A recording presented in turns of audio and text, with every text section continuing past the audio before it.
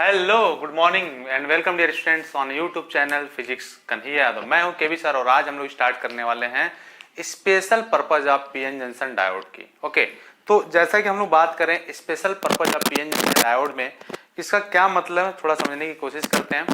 बच्चों देखो क्या होता है special purpose of PN junction diode का मतलब ये है कि जो हमारा पीएन जंक्शन डायोड है उसको हम किसी उसके स्पेशल पर्पज के लिए जो कंस्ट्रक्शन करते हैं, जो इसकी फैब्रिकेशन करते हैं, इस तरह के डायोड के बारे में आज हम लोग बात करेंगे। तो जब हम लोग बात करते हैं बच्चों special purpose PN junction diode की, तो देखिए जब हम लोग बात करते हैं बच्चों स्पेशल, ओके, हम लोग बात करते हैं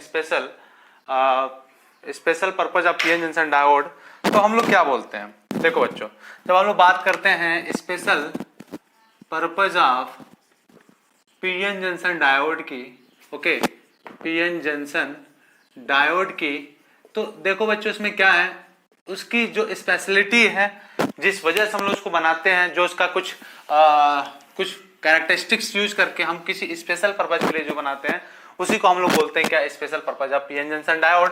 और इसमें पहला जो नंबर आता है वो आता है हमारा क्या, जेनर डायोड का, जेनर डायोड का।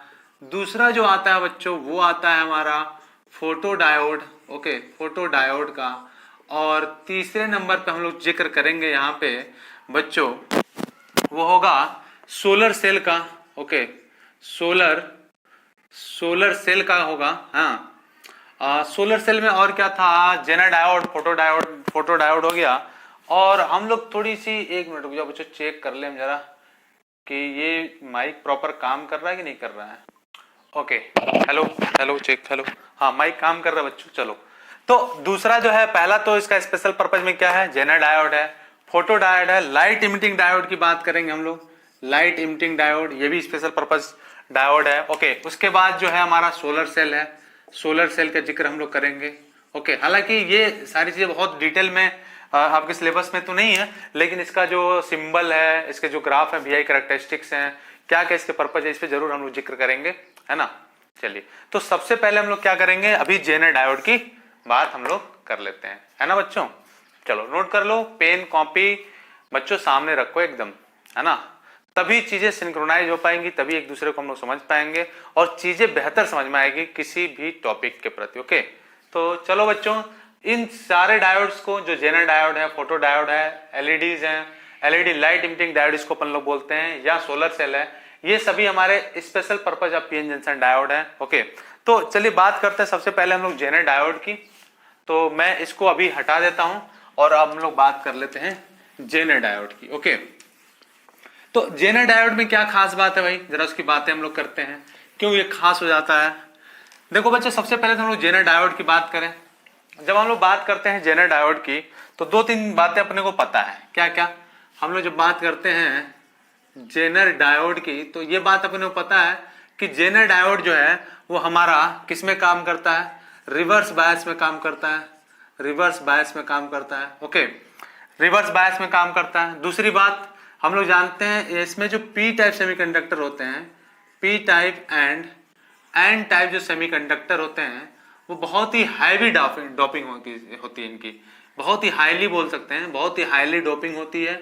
ओके, और इनका जो डिप्लीशन लेयर होता है, डिप्लीशन लेयर जो होता है बच्चों, ये तीन चार मेन बातें हैं। डिप्लीशन लेयर जो होता है वो बहुत ही थिन होता है, वो क्या होना चाहिए, थिन होना चाहिए, जिसकी वैल्यू 10⁻⁻⁶ मीटर है। ओके, और एक बात आप जानते ही हो कि अगर बहुत ही थिन है ना, तो जंक्शन के क्रॉस जो इलेक्ट्रिक फील्ड जनरेट होता है बच्चों, जंक्शन के क्रॉस जो इलेक्ट्रिक फील्ड जनरेट होता है वो बहुत ही हाई होता है। इलेक्ट्रिक फील्ड जो होता है वो बहुत ही हाई होता है।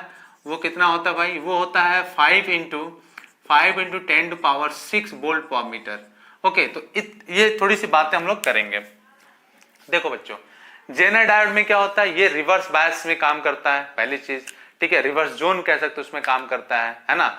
और इसमें होता क्या है कि इसमें जो हम लोग पी टाइप सेमीकंडक्टर और एन टाइप सेमीकंडक्टर जो यूज करते हैं, उसकी डोपिंग जो होती है बहुत ही हाई, मतलब कह सकते हो बहुत ही हाईली डोपिंग होती है। और उनके डिप्लेशन लेयर का जो विड्थ होता है वो बहुत ही थिन होता है, जिसकी वैल्यू होती है 10⁻⁻⁶ मीटर। ओके, और क्या होता है भाई, और क्या होता है, और क्या होता है बच्चों, इनका जो इनके जंक्शन के क्रॉस जो इलेक्ट्रिक फील्ड आता है वो आता है 5 × 10⁻⁶ वोल्ट पर मीटर। तो बच्चे जब हाई इलेक्ट्रिक फील्ड होता है तो उसकी वजह से क्या होता है, ये प्रश्न बनता है कि जब हाई इलेक्ट्रिक फील्ड होगा तो उसकी वजह से क्या होगा। देखिए बच्चों, जब हाई इलेक्ट्रिक फील्ड होता है तो क्या होता है, दो तीन बातें हम लोग इसके पहले जिक्र कर चुके हैं, फिर से हम लोग जिक्र करते हैं कि जैसे ही जंक्शन के क्रॉस इलेक्ट्रिक फील्ड हाई होता है तो बॉन्ड ब्रेक करना स्टार्ट कर देता है। ठीक है, ये बातें हम लोग सीखे थे। लेकिन इसमें क्या होता है भाई, देखिए जरा, जो माइनॉरिटी चार्ज कैरियर होते हैं पी टाइप सेमीकंडक्टर में, अब पी टाइप सेमीकंडक्टर में माइनॉरिटी चार्ज कैरियर क्या होता है, इलेक्ट्रॉन्स होगा। और जो जो है एन टाइप सेमीकंडक्टर में जो माइनॉरिटी चार्ज कैरियर होते हैं वो क्या होता है भाई, होल्स होगा। तो पी टाइप सेमीकंडक्टर में जो माइनॉरिटी चार्ज कैरियर होता है इलेक्ट्रॉन, वो शिफ्ट करने लगता है किधर, एन टाइप में। और जो एन टाइप में क्या होता है बच्चों, जो एन टाइप में माइनॉरिटी चार्ज कैरियर होता है क्या, होल्स, वो शिफ्ट होता है पी टाइप में। ठीक बात, पहली चीज। दूसरी बात क्या होता है कि जब इलेक्ट्रिक फील्ड यहाँ पे बहुत हाई होता है अक्रॉस द जंक्शन, तो क्या होता है कि जो हमारे एटम्स होते हैं, जो कह सकते हैं आप उसको क्या बोलते हैं, प्राइम एटम बोल सकते हो, या बोल सकते हो कि जो हमारे एटम्स होते हैं उसके बैलेंस इलेक्ट्रॉन जो होते हैं वो बहुत तेजी से एसिलेट होना स्टार्ट कर देते हैं। ठीक है, जो एटम्स है उसके जो हमारे बैलेंस इलेक्ट्रॉन होते हैं वो तेजी से एसिलेट, जो पी टाइप में जो बच्चे हमारे एटम होते हैं उसमें जो बैलेंस इलेक्ट्रॉन होते हैं वो बहुत तेजी से एसिलेट होना स्टार्ट कर देते हैं। और जब वो एसिलरेट होते हैं तो क्या होता है, इलेक्ट्रॉन्स का इमिशंस करते हैं, इसको हम बोलते हैं इंटरनल इलेक्ट्रॉन इमिशन। और जब जैसे ही यहाँ पे जो रिवर्स बायस वोल्टेज है वो जेनर वोल्टेज से ज्यादा होता है, वैसे ही करंट की जो वैल्यू होती है बहुत तेजी से बढ़ती है। और जो करंट की वैल्यू तेजी से बढ़ती है उसमें सिर्फ और सिर्फ रिस्पॉन्सिबल क्या होता है भाई, वो बैलेंस इलेक्ट्रॉन जो होते हैं वो बहुत ज्यादा रिस्पॉन्सिबल होते हैं उसके लिए, जिसमें करंट की वैल्यू क्या होती है, तेजी से बढ़ जाती है। ओके बच्चों, चलो तो हम लोग थोड़ा सा पहले ये बातें आप लोग समझ गए। अब जरा मैं इसका वीआई कैरेक्टरिस्टिक्स बना लेते हैं हम लोग। जो वीआई कैरेक्टरिस्टिक्स होता है इसको मैं यहां बना लेता हूं बच्चों। यहाँ पे क्या होता है ये देखते हैं जरा। यहाँ पे ये क्या होता है भाई, यहाँ जो करंट होता है वो मिली एम्पियर में होता है। यहाँ पे जो करंट होता है बच्चों वो माइक्रो एम्पियर में होता है। ओके, इसको अपन लोग फॉरवर्ड जोन बोलते हैं, या फॉरवर्ड बायस बोल सकते हैं। फॉरवर्ड जोन लिख लेता हूं मैं, कोई दिक्कत नहीं बच्चों। और ये जो होता है कुछ ऐसे होता है। ठीक है, अब देखो रिवर्स बायस में क्या होता है बच्चों, रिवर्स बायस में कुछ इस तरीके से होता है, ये करंट बढ़ता गया और एक टाइम के बाद रैपिडली बढ़ जाता है। और ये जो वोल्टेज होता है उसको हम लोग बोलते हैं क्या, इसको हम लोग बोलते हैं जेनर ब्रेकडाउन वोल्टेज। ओके, और इस जोन को हम लोग बोलते हैं रिवर्स जोन या रिवर्स बायस। ओके, इसको हम लोग लिखते हैं, ये वोल्ट है। ओके, ये रिवर्स वोल्टेज है, रिवर्स वोल्टेज। ओके, ठीक है। और यहां इसको हम लोग बोलते हैं क्या, इसको हम लोग बोलते हैं रिवर्स जोन या रिवर्स बायस जोन। ठीक है, या इसको हम बोलते हैं रिवर्स बायसिंग। अब जरा समझते हैं बच्चों, अब होता क्या है बच्चों कि जैसे जैसे हम रिवर्स वोल्टेज बढ़ाते हैं, समझो जैसे जैसे हम लोग रिवर्स वोल्टेज बढ़ाते हैं वैसे वैसे क्या होता है, वैसे वैसे हमारा जो इंटरनल इलेक्ट्रिक फील्ड जो होती है हमारा क्या बोलते हैं उसका, डिप्लेशन लेयर का, वो भी बढ़ता है। या आप कह सकते हो कि जैसे जैसे रिवर्स वोल्टेज बढ़ाते हैं वैसे वैसे electric field across the junction भी क्या होता है, बढ़ता जाता है। लेकिन जैसे ही हमारा रिवर्स वोल्टेज जो होता है, इसको मैं यहाँ पे दिखा दूं, रिवर्स वोल्टेज इक्वल होता है जेनर ब्रेकडाउन के, है ना, जेनर ब्रेकडाउन वोल्टेज के। वैसे ही क्या होता है कि करंट की वैल्यू जो बहुत तेजी से बढ़ती है। देखो यहाँ करंट की वैल्यू जो है बच्चों बहुत तेजी से बढ़ रही है और उसके बाद ये कांस्टेंट हो जाता है। ऐसा इसलिए होता है कि समझते हैं ये करंट की वैल्यू इतनी तेजी से क्यों बढ़ता है, इसके बारे में जरा समझते हैं बच्चों। होता ये है कि जैसे आप रिवर्स वोल्टेज बढ़ाओगे, ठीक है, तो इलेक्ट्रिक फील्ड भी क्या होता है, अक्रॉस द जंक्शन बढ़ता है। और जब electric field across the junction बढ़ता है मतलब बहुत ही हाई इलेक्ट्रिक फील्ड होता है, इतना एनफ होता है कि जो हमारे बैलेंस इलेक्ट्रॉन होते हैं होस्ट एटम के इन पी टाइप सेमीकंडक्टर में, फिर से समझिए, जो हमारे बैलेंस इलेक्ट्रॉन होते हैं of host atom in P type semiconductor, वो क्या करते हैं, एसिलेट करते हैं किधर, एन टाइप सेमीकंडक्टर में। और जब एन टाइप सेमीकंडक्टर की तरफ एसिलेट करते हैं तो वो क्या करते हैं, इलेक्ट्रॉन का इमिशन करते हैं। और इस प्रोसेस को हम लोग बोलते हैं इंटरनल इमिशन ऑफ इलेक्ट्रॉन या इंटरनल इमिशन भी हम इसको बोलते हैं। ओके, तो वो इलेक्ट्रॉन का क्या करते हैं, इमिशन करते हैं। तो यहाँ पे जो बैलेंस इलेक्ट्रॉन का जो इमिशन करता है, ये जो, तो वो क्या करता है, वो करंट की वैल्यू को क्या करता है, वो बहुत तेजी से बढ़ा देता है, जिसकी वजह से करंट की वैल्यू बहुत तेजी से बढ़ती है। लेकिन यहाँ पे जो ब्रेकडाउन वोल्टेज है वो क्या होता है, कांस्टेंट होता है।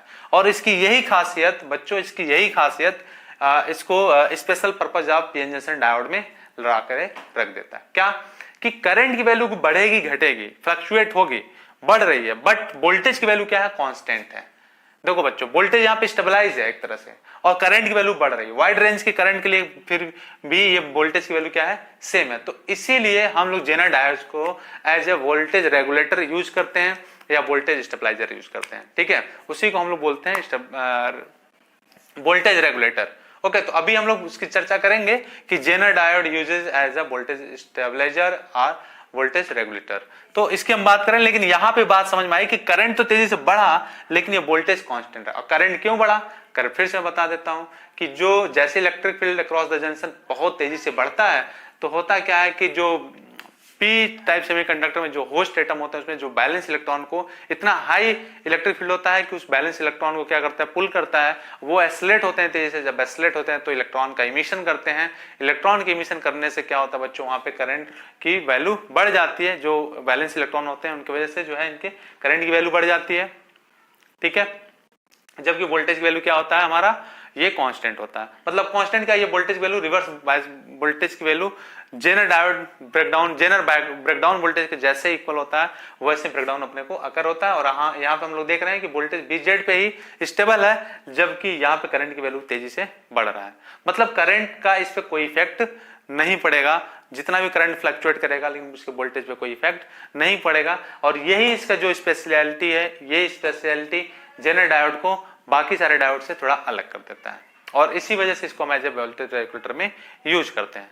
थोड़ा और देखते हैं बच्चों, इसका जो सिंबल है वो सिंबल कैसे है। जो जेनर डायोड का सिंबल है ना, ये जेनर डायोड का वीआई कैरेक्टरिस्टिक्स हो गया। और इसका जो सिंबल है बच्चों वो ऐसे होता है, इसका जो सिंबल होता है, ओके, ये हमारा सिंबल होता है पीएन जंक्शन डायोड की तरह ही है, लेकिन बस यहाँ पे देखो बच्चों क्या है, ये थोड़ा सा यहाँ पे मुड़ा हुआ रहता है ना। तो इसको हम लोग क्या बोलते हैं, जेनर डायोड बोलते हैं। ठीक है, ये ए टर्मिनल बी, तो इसको हम लोग क्या बोलेंगे, जेनर डायोड बोलेंगे। ये इसका सिंबल, इसका वीआई कैरेक्टरिस्टिक्स। बाकी आपको जान पता ही है कि ये इसमें पी टाइप और एन टाइप से जो सेमीकंडक्टर होते हैं बहुत ही हाईली डोपिंग होती है, इनकी बहुत हाईली डोपिंग होती है। और डिप्लेशन लेयर बहुत ही थिन होता है। डिप्लेशन लेयर थिन होने की वजह से भी आप बोल सकते हो कि electric field across the junction बहुत हाई होगा। और electric field across the junction कितना होता है बच्चों, 5 × 10⁻⁶ वोल्ट पर मीटर। डिप्लेशन लेयर की जो विड्थ होती है 10⁻⁻⁶ मीटर होती है। तो ये सारी प्रोसेस हम लोगों ने समझ लिया। अब जरा जो ये है कि जो वोल्टेज स्टेबल रह रहा है वो चेंज नहीं हो रहा है, भले ही हम करंट की वैल्यू घटा बढ़ा रहे हैं। अब जरा इसमें हम लोग चर्चा कर लें कि Zener diode as a voltage stabiliser. चलिए तो नोट कर लीजिए इतनी बातें और फिर हम लोग आगे बढ़ते हैं। नोट कर लो बच्चों इतनी सारी बातें। ओके, अगर नोट हो गया तो मैं हटा दूं इसको। चलिए इसको मैं हटा देता हूं। अब बच्चों थोड़ा समझते हैं हम लोग कि Zener diode as a voltage regulator क्या होता है। उसको मैं ऐसे ही रहने देता हूं, ठीक है। यहां पे समझते हैं जरा। जेनर डायोड को भी मैं हटा दे रहा हूं बच्चों। ओके, और मैं यहां लिख लेता हूं कि जेनर डायोड का क्या है भाई, जेनर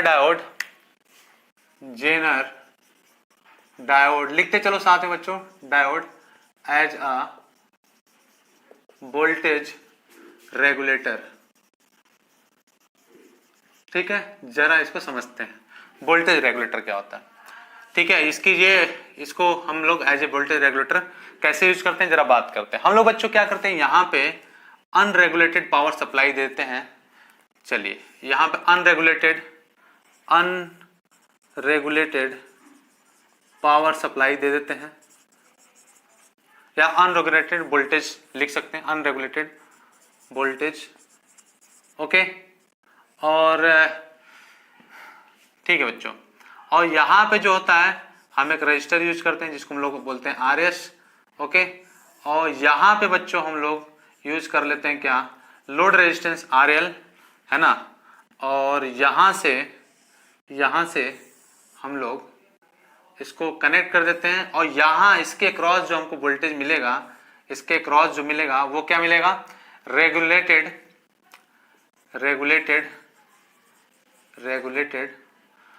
पावर, या वोल्टेज लिख सकते हैं, रेगुलेटेड वोल्टेज। ओके, चलिए इतना भी नोट करिए। थोड़ी सी बात बताएं, अभी ये जो है जेनर डायोड इसमें यूज हम नहीं कर रहे हैं, ठीक है, इतना बना लीजिए, फिर हम लोग आगे बढ़ते हैं। बनाते रहो बच्चों साथ में। चलिए, अगर इतना हो गया हो तो देखिए बच्चों, इसको मैं थोड़ा और सही से बना लेता हूं, ठीक है, इसको और सुंदर तरीके से बना लेते हैं हम लोग। यहां पे जो हमें मिलेगा, जो आउटपुट लेंगे वो रेगुलेटेड होगा, लेकिन ये कब होगा अभी इसकी हम लोग चर्चा करेंगे। अभी मैं इसको हटा देता हूं, ठीक है, इसको मैं अभी हटा देता हूं, जरा समझते हैं। ये हमारा लोड है, ये हमारा लोड है, ओके, लोड रजिस्टर है, तो समझते हैं जरा। इसको मैं ऐसे लिख दूं, ये लोड है, ओके, दिख रहा होगा बच्चों, ठीक है। देखिए जरा, अब बच्चों क्या है कि यहां पे समझो, यहां पे मैंने एक सर्किट डायग्राम ले रखा है। यहां से मैं अगर अनरेगुलेटेड वोल्टेज सप्लाई लेता हूं यहां से, ठीक है, तो क्या होगा बच्चों, क्या होगा, यहां से जो हमारा आउटपुट है वो अनरेगुलेटेड है अगर, तो क्या होगा देखिए जरा। तो यहां पे अगर हम वोल्टेज की वैल्यू घटाएंगे या बढ़ाएंगे, तो यहां पे जो लोड रजिस्टर के क्रॉस जो मुझे वोल्टेज मिलेगा वो भी क्या मिलेगा, वो घटेगा या तो बढ़ेगा। क्यों, ऐसा क्यों होगा, क्योंकि यहाँ पे हमने कोई भी ऐसा जो है डायोड यूज नहीं करा है, कोई हम ऐसा जो है यहाँ पे ना जेनर डायोड यूज किया ना कुछ। तो ये तो नेचर है बच्चों, अगर यहाँ पे बढ़ेगा घटेगा तो यहाँ पे भी बढ़ेगा घटेगा, ठीक है, यहाँ पे वेरिएशन मिलेंगे, यहाँ पे अगर फ्लक्चुएट करता हूं तो यहाँ पे भी फ्लक्चुएशन मिलेगा, ओके। लेकिन बच्चों अगर मैं क्या करता हूं कि यहां पे इस RS जो हमारा रेजिस्टेंस है उसके सीरीज में अगर मैं एक जेनर डायोड यूज करता हूं, जिसको मैं रिवर्स बायसिंग की तरह यूज करूंगा, तो अगर मैं ऐसे कुछ यूज कर देता हूं बच्चों, इस तरह से यूज कर देता हूं इसको, ठीक है, इस तरह से कनेक्ट कर देता हूं, तो क्या होगा जरा देखते हैं। मैंने क्या करा कि इसको ऐसे कुछ कनेक्ट कर दिया, ओके, कि वो रिवर्स बायसिंग में हो, ठीक है बच्चों, ये हमारा इस तरह से मैंने कनेक्ट कर दिया कि ये हमारा किस में हो, रिवर्स बायसिंग में हो, ठीक है। तो ये हमारा देखो बच्चों, हमने एक जेनर डायोड यहाँ पे कनेक्ट कर दिया, ओके। और अब यहाँ पे जो सप्लाई मिलेगा बच्चों, वो क्या मिलेगा, अब जो सप्लाई मिलेगा हमें वो VZ, जिसको हम लोग बोलेंगे रेगुलेटेड, जो अनरेगुलेटेड वोल्टेज हम लोग ले रहे हैं वो क्या मिलेगा, रेगुलेटेड वोल्टेज मिलेगा बच्चों, रेगुलेटेड वोल्टेज हमें अब मिलने लगेगा। अब जरा इसकी थोड़ी सी समझते हैं, वर्किंग समझते हैं कि कैसे होता है, ओके। तो ये नोट करोगे क्या, नोट कर लो जल्दी से, लेकिन इसमें कुछ नोट करने वाली बात है नहीं, समझ लो बस, अभी समझो फिर अभी नोट कर लेना बच्चों, अभी नोट कर लेना, पहले समझ लेते हैं। हम देखो, अब हमने क्या करा बच्चों, हमने इस सर्किट डायग्राम में एक जेनर डायोड इस RS के सीरीज में जोड़ दिया, ठीक है, और इस तरीके से जोड़ा कि ये हमारा रिवर्स बायस की तरह काम करे, ठीक है। रिवर्स बायसिंग में मैंने जोड़ा क्योंकि हम लोग जानते हैं बच्चों, क्या जानते हैं कि जेनर डायोड जो होता है वो रिवर्स बायस में काम करता है, ठीक है। और एक बात और मैंने क्या जाना कि जो हमारा रिवर्स जेनर डायोड होता है वो रिवर्स बायस में काम करता है। और जेनर डायोड की एक और खासियत होती है कि अगर मैं वोल्टेज करंट की वैल्यू चाहे जितना भी घटे या बढ़े, फ्लक्चुएट करे, लेकिन वोल्टेज स्टेबलाइज रहता था, इसीलिए हम लोग वोल्टेज स्टेबलाइजर में इसको यूज करते हैं या वोल्टेज रेगुलेटर में इसको यूज कर रहे हैं। अब समझते हैं जरा, अब समझते हैं बच्चों, इसकी फंक्शनिंग समझते हैं जरा, इसका जो है वर्किंग समझते हैं क्या है। चलो देखो बच्चों, यहां मैं क्या कर रहा हूं, यहां मैं कर ये रहा हूं कि यहां पे मैंने अनरेगुलेटेड सप्लाई दिया, ठीक है, इस नोड पे, इसको A बोल दूं, इसको B बोल दूं, ठीक है, ये हमारे टर्मिनल्स है, ये हमारा C and D, ओके। देखो, तो यहां पे हमने अनरेगुलेटेड सप्लाई दिया। अब अनरेगुलेटेड सप्लाई देने का मतलब क्या है कि मैंने जैसे ही यहां पे वोल्टेज की VL की वैल्यू जैसे बढ़ाऊंगा, समझो ये बात समझने लायक है बच्चों, VL की वैल्यू में बढ़ाऊंगा, ठीक है, VL की वैल्यू मैंने बढ़ाया, तो जो यहां पे RS के क्रॉस जो हमारा करंट होगा, करंट वो बढ़ेगा, ऑब्वियस सी बात बढ़ेगा। और ये जेनर डायोड जो हमारा जेनर डायोड है उसके क्रॉस भी जेनर डायोड के अक्रॉस भी हमारा करंट की वैल्यू क्या होगी, इंक्रीज करेगी। देखो, अगर मैं यहां पे अनरेगुलेटेड वोल्टेज को बढ़ाता हूं तो current across this resistor will be increases and the current across the Zener diode also भी इंक्रीजेस, ठीक है, मैं यहां पे दिखा दिया हूं। बट दूसरी चीज क्या समझना है कि द वोल्टेज ड्रॉप यहां पे इसके RS के क्रॉस क्या होगा, वोल्टेज ड्रॉप जो होगा, वोल्टेज ड्रॉप जो होगा वो भी इंक्रीज करेगा, ठीक है, वोल्टेज वो बढ़ेगा। लेकिन यहां पे क्या होगा बच्चों, यहां पे कांस्टेंट रहेगा, यहां पे जो वोल्टेज ड्रॉप होगा, ये वोल्टेज ड्रॉप होगा जो, वो क्या होगा बच्चों, वो कांस्टेंट रहेगा, वो ना घटेगा ना बढ़ेगा, ठीक है, क्योंकि हम लोग जानते हैं कि जेनर डायोड हमारा कहां काम करता है, रिवर्स बायस में काम करता है, और रिवर्स बायस में करंट के बढ़ाने घटाने से उसके वोल्टेज ड्रॉप पे कोई भी इफेक्ट नहीं पड़ता है, वो कांस्टेंट रहता है। यहाँ पे मैं देखा हूं, तो यहाँ पे जो वोल्टेज ड्रॉप होगा वो कांस्टेंट रहेगा, वो ना घटेगा ना बढ़ेगा, चाहे आप जितना भी यहाँ बढ़ा लीजिए घटा लीजिए। ठीक है, समझिए, फिर से समझिए। इसको मैंने बढ़ाया तो रेजिस्टर के अक्रॉस करंट बढ़ा, जेनर डायोड के अक्रॉस भी करंट की वैल्यू इंक्रीज करती है, इसके अक्रॉस वोल्टेज बढ़ती है, लेकिन इसके अक्रॉस जो जेनर डायोड है उसके अक्रॉस जो वोल्टेज ड्रॉप है वो कांस्टेंट रहता है, वो ना घटता है ना बढ़ता है। ठीक है, और क्यों ऐसा होता है मैं बता चुका हूं, जेनर डायोड की खासियत होती है। ठीक है, यहां से हम लोग यही इसकी स्पेशल पर्पज के वजह, इसी वजह से ये स्पेशल पर्पज में आया था, है कि नहीं। दूसरा देखो बच्चों, दूसरा क्या है कि जैसे ही हम लोग अगर इसको डिक्रीज करेंगे, ठीक है, अगर मैं कहता हूं वोल्टेज वैल्यू क्या करें हम लोगों ने, यहां में लिख लेता हूं, यहां लिख लेता हूं, जो हमारी रेगुलेटेड अनरेगुलेटेड वोल्टेज सप्लाई है उसकी वैल्यू जो है हम लोग क्या कर रहे हैं वो डिक्रीज कर रहे हैं। ठीक है, समझो बच्चों, समझो जरा, ये बात नहीं समझ आती और समझ आए। जैसे मैंने इसकी बढ़ाई, करंट अक्रॉस इसके रेजिस्टर बढ़ा, इसके अक्रॉस भी करंट की वैल्यू बढ़ती है, लेकिन जब वोल्टेज ड्रॉप की बात करें तो यहां तो बढ़ेगी, लेकिन यहां पे जो वोल्टेज ड्रॉप मिलेगी कांस्टेंट मिलेगी, मतलब रेगुलेटेड मिलेगी, है ना, रिवर्स बायस में। इसके अक्रॉस जो भी हमारे वोल्टेज मिलेगा, वोल्टेज ड्रॉप मिलेगा, वो क्या मिलेगा, वो हमारा रेगुलेटेड मिलेगा, कांस्टेंट मिलेगा, वो ना घटेगा ना तो बढ़ेगा। और जैसे ही अगर मान लीजिए मैं लोड रेजिस्टर जो है, लोड रेजिस्टर कह रहा हूं, यहाँ पे अनरेगुलेटेड जो वोल्टेज है बच्चों, अगर उसकी वैल्यू को मैंने डिक्रीज करा, ठीक, तो जब मैं डिक्रीज करूंगा तो आरएस में जो करंट की वैल्यू है वो डिक्रीज करेगी, आरएस में जो करंट की वैल्यू है बच्चों वो डिक्रीज करेगी। जेनर डायोड में भी जो करंट की वैल्यू है वो क्या होगी, डिक्रीज करेगी। यहां पे लिख लो बच्चों, करंट दिखा रहे हैं यहाँ पे, करंट की वैल्यू क्या होगी, डिक्रीज करेगी। ठीक है, यहां पे जो वोल्टेज ड्रॉप होगा आरएस के क्रॉस, वो वोल्टेज ड्रॉप भी क्या होगा, वो डिक्रीज करेगा। वोल्टेज जो है वो वैल्यू क्या होगी, डिक्रीज करेगी या इंक्रीज करेगी या बदलेगी, फ्लक्चुएट करेगी। आप लिख सकते हैं यहाँ पे फ्लक्चुएट करेगी, आप ऐसे लिख लो, फ्लक्चुएट करेगी। ठीक है, लेकिन जेनर डायोड के अक्रॉस क्या होगा, वो जो वोल्टेज ड्रॉप होगा वो क्या रहेगा, कोई फ्लक्चुएशन नहीं होगा, नॉट फ्लक्चुएटिंग, लिख लो यहाँ पे नॉट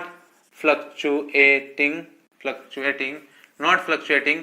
मतलब क्या होगा बच्चों, मतलब रेगुलेटेड होगा, रेगुलेटेड वोल्टेज होगा। मतलब क्या, मतलब ये कि कांस्टेंट वोल्टेज होगा। मतलब क्या होगा, कांस्टेंट वोल्टेज होगा। यहां पे भी इसको चाहो तो लिख लो कि जो वोल्टेज है वो फ्लक्चुएट करेगा, बट क्या है बच्चों, बट यहां पे वोल्टेज ड्रॉप जो कांस्टेंट रहेगा, वो फ्लक्चुएट नहीं करेगा। तो इस तरीके से हम लोग क्या देख रहे हैं, इस तरीके से देख रहे हैं कि जेनर डायोड लगाने से लोड रेजिस्टर के क्रॉस जो हमारा वोल्टेज आ रहा है, जो वोल्टेज ड्रॉप आ रहा है, वो कांस्टेंट आ रहा है।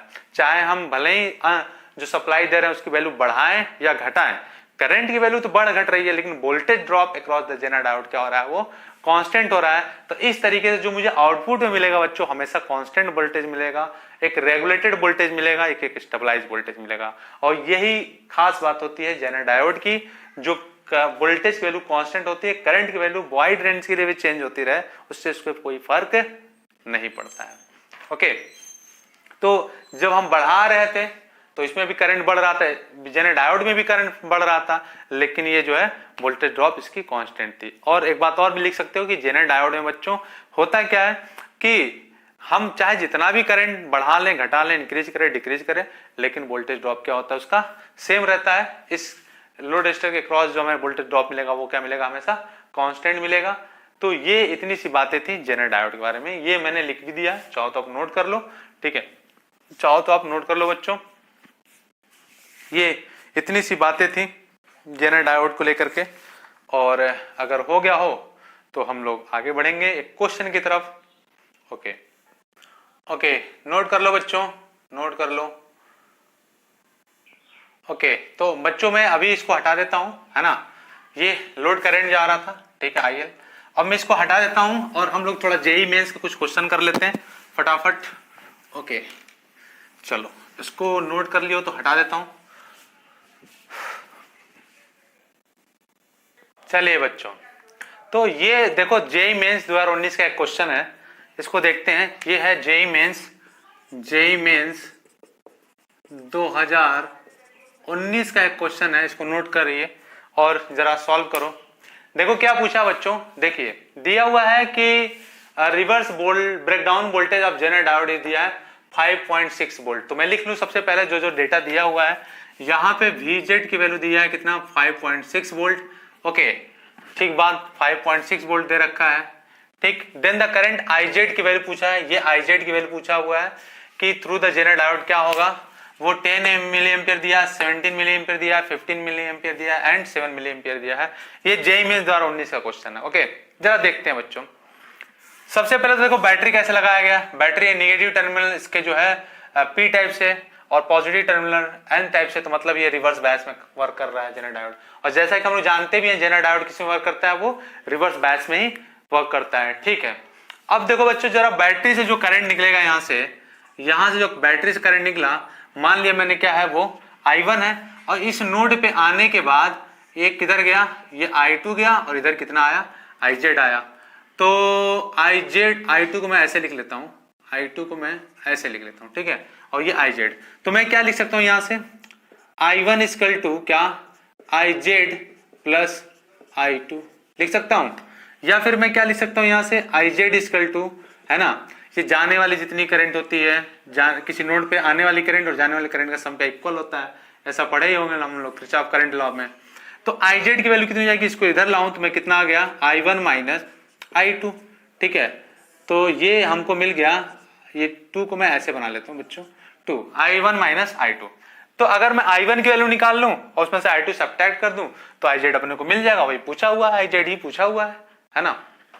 तो देखो, तो सबसे पहले तो मैं यहाँ पे I2 की बात करूं तो मैं I2 अगर मुझे निकालना रहेगा तो मैं क्या लिखूंगा, जो वोल्टेज ड्रॉप है इस रेजिस्टर के क्रॉस, लोड रेजिस्टर के क्रॉस कितना दिया है 5.6, तो मिल लिख लूं, चूंकि क्या होता है V इक्वल टू होता है I इंटू R, तो I2 की वैल्यू मैं क्या लिखूंगा V बाई RL।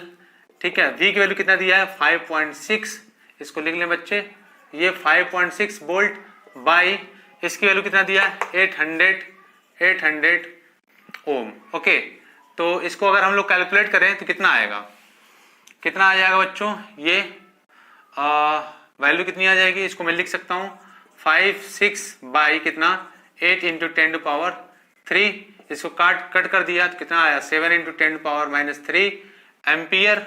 ओके, या फिर हम इसको क्या लिख सकते हैं, इसको लिख सकते हैं बच्चों 7 मिली एम्पियर। ओके, तो ये आ गया तुम्हारा किसकी I2 की वैल्यू, है ना।